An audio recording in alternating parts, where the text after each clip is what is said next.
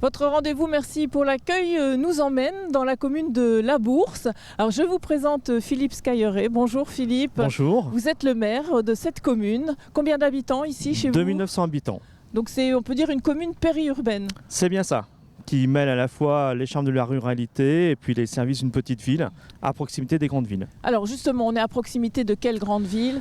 Nous sommes à proximité de Béthune, de Lens, de Nolay-Mines. Voilà, ça ce sont les grandes villes. Mais vous avez encore un tissu commercial assez actif ici, hein? Tout à fait, donc nous avons tous les petits services de proximité, les services de bouche, mais aussi les services médicaux, paramédicaux. Alors justement, le médical, il y a un projet avec une maison médicale qui va se créer. Vous avez racheté un bâtiment?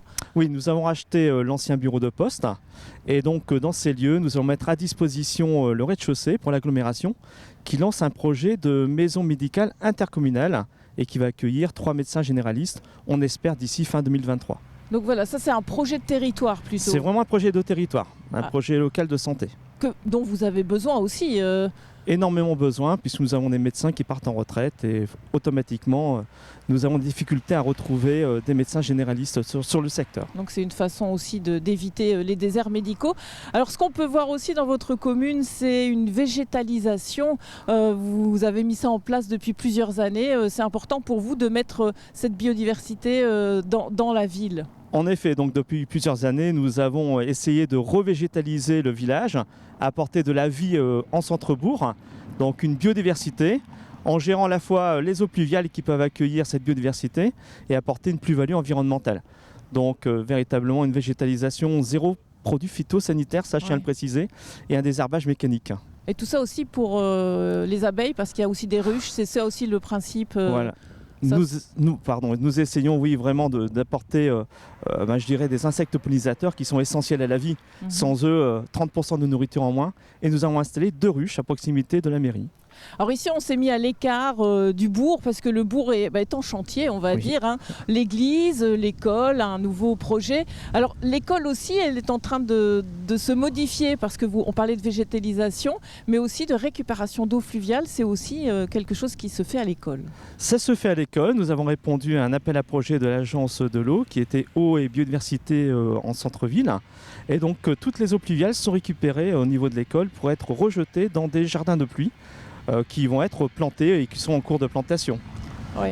Mais ça pour vous c'était vraiment important aussi d'utiliser cette eau au lieu qu'elle aille se rejeter dans les rivières. C'est essentiel, il faut absolument recharger nos nappes phréatiques et cette eau était perdue dans les canalisations, dans les stations d'épuration. On traitait de l'eau propre quelque part, donc c'est un peu ubuesque.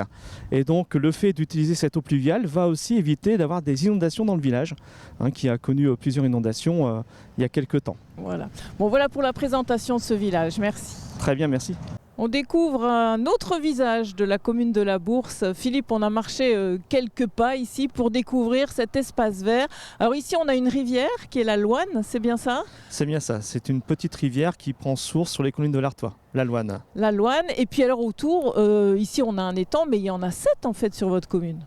Tout à fait, vous êtes vraiment dans une zone verte, une zone humide avec 7 étangs où la Loine traversait jadis. Et donc vous avez vraiment des étangs de pêche, vous avez des étangs de chasse, vous avez des zones vraiment de randonnée. Et c'est vraiment un poumon vert pour notre commune. Alors c'est aussi dû à l'extraction minière en fait, ces espaces? Ces étangs ont été créés par l'affaissement minier. Autrefois, ces étangs étaient des marécages. Oui. Et donc ici, c'est pour votre population ou bien les gens alentours viennent ici se promener sur les étangs de la Bourse? Alors notre population a 200 mètres à pied à faire pour retrouver cette zone, mais bien sûr c'est un lieu de rencontre pour toute l'agglomération. De nombreuses personnes viennent circuler, balader à vélo, en trottinette, avec les poussettes. Donc vraiment un lieu de rencontre pour les familles. Oui, biodiversité aussi, parce qu'on en parlait tout à l'heure avec la végétalisation du bourg en fait. Ici, pas besoin, enfin il faut entretenir. Il faut entretenir, mais avec une gestion différenciée. C'est-à-dire qu'au niveau de nos étangs, il n'y a pas des fauches, je dirais, régulières. Et donc nous laissons des espaces naturels. D'accord, ça c'est la commune qui C'est gère la commune aussi, qui gère. ici.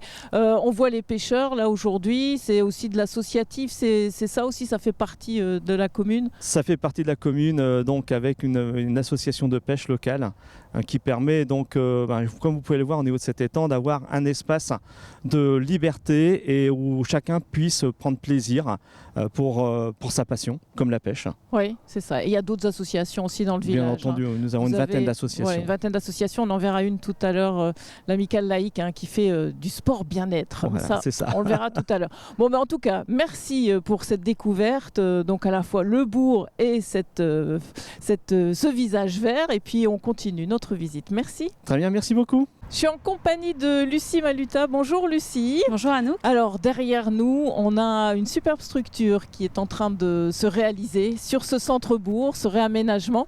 Alors elle va s'appeler le Cuivre et dedans ça va être votre espace de travail. Alors expliquez-nous ce qu'on va retrouver dans cette structure. Alors le pôle culturel Le Cuivre, c'est une structure hybride qui inclut une école de musique et une médiathèque, une structure en centre-ville pour tous les habitants. Un lieu convivial, un lieu d'apprentissage et de découverte. Alors je disais que ça va être votre espace de travail parce que vous êtes la responsable de la médiathèque. Donc voilà, ce lieu, c'est juste là derrière nous, ce sera la médiathèque là et l'école de musique à l'arrière. Donc comment vous l'imaginez ce lieu justement pour l'accueil du public ?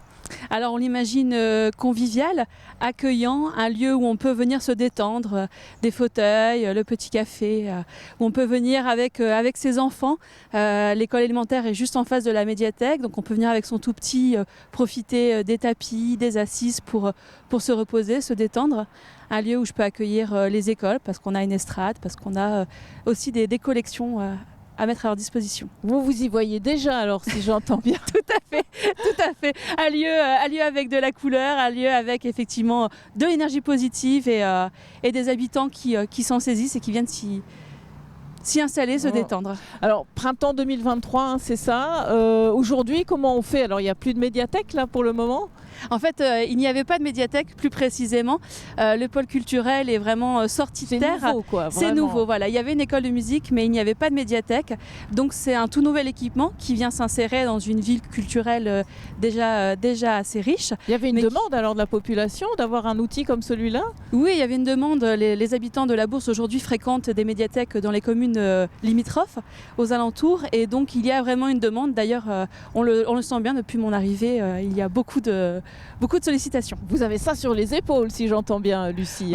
Je ne suis pas la seule, mais effectivement, il y a ce projet, il y a cette grande attente. Ouais. Et donc, pour le printemps 2023, il y a une salle d'expo et tout ça. Vous avez déjà pensé à ce que vous allez solliciter et inviter en fait, à découvrir là, dans votre lieu ? Alors oui, on a déjà effectivement des pistes, des expositions, des animations. Il y a des partenariats à créer pour utiliser cet espace au mieux et développer une programmation, des animations régulières. Il n'y a pas de thématique précise pour le moment. Alors, pour si le moment, c'est la surprise. Je ne sais pas en fait. Peut-être que je vais un peu trop loin.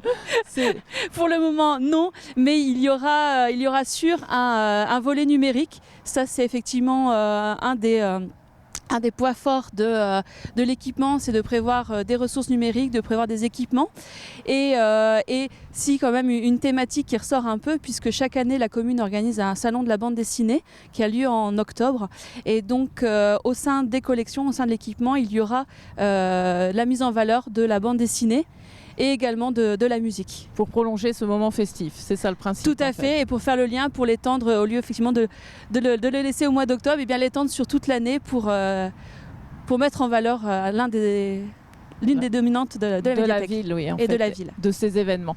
Écoutez, merci Lucie. Moi, je vous souhaite bonne continuation et prenez bien possession de votre lieu, puisqu'on vous sent plein d'énergie et d'envie. Voilà. Merci beaucoup, en tout cas, pour vos explications. Je vous en prie. On va parler bien-être à présent avec Karine. Bonjour Karine, ça va bien ? Bonjour. Alors on va parler bien-être, mais je vois que les filles qui sont là derrière, c'est costaud quand même ce que vous leur demandez de faire. Oui, elles sont en capacité de le faire, donc on va jusqu'au bout de nos capacités, on essaye de donner le maximum. Alors on est dans la commune de la Bourse, un atelier bien-être, c'est combien d'heures par semaine que vous proposez ? On est sur 4 heures par semaine en fait. 4 heures par semaine. Et c'est quoi en fait ce que vous proposez? Alors on est sur de la gym bien-être, de la gym d'entretien, des exercices au quotidien pour leur permettre de continuer à bien vieillir surtout, hein, donc c'est important. De quel âge à quel âge les Alors, filles viennent ici? 95 ans, on a notre doyenne. Ah oui. Donc voilà, et puis les plus jeunes peuvent venir à partir de 16 ans en fait, hein, mais bon, on n'en a pas en général puisque l'horaire ne convient pas forcément aux gens. Ouais. Mais ça veut dire que faire de la gym bien-être ou ce que vous proposez, c'est bon pour tous les âges. Effectivement, oui, tout à fait. Qu'est-ce Ouais. que ça apporte en fait à l'organisme? Alors déjà la détente, hein, on oublie le stress, ça apporte aussi un renforcement musculaire puisque arrivé à un certain âge, surtout nous les femmes avec la ménopause et autres, la fonte musculaire est présente, donc le fait d'entretenir ses muscles ça apporte beaucoup, donc on continue à muscler, on évite cette fonte musculaire, le bien-être moral, mental puisque on évacue le stress en venant faire du sport, on rencontre aussi ses copines donc ça fait du bien, donc c'est un ensemble et je pense que ça apporte beaucoup de bien-être à chacune. Ouais, quand on vous entend, il faut venir absolument à Ah, l'atelier mais bien-être. il faut venir, mais il faut venir, Il c'est y a clair. encore de la place. Oui. Les gens peuvent. Vous Oui. pouvez accueillir combien de personnes ici? Bon, je pense une bonne vingtaine, hein, voire Ouais. plus. Donc Ouais. oui, par jour, à chaque fois, une bonne vingtaine, voire plus. Oui, Bon. c'est possible. On va peut-être les libérer parce que là, elles sont Oui, elles toujours sont en sur train le de même travailler. exercice. Exactement, Ok. tout à fait. Merci Karine, en Je tout vous en cas, prie. pour ces explications et puis pour cette découverte. Et puis merci à vous de nous avoir suivis dans la commune de la Bourse.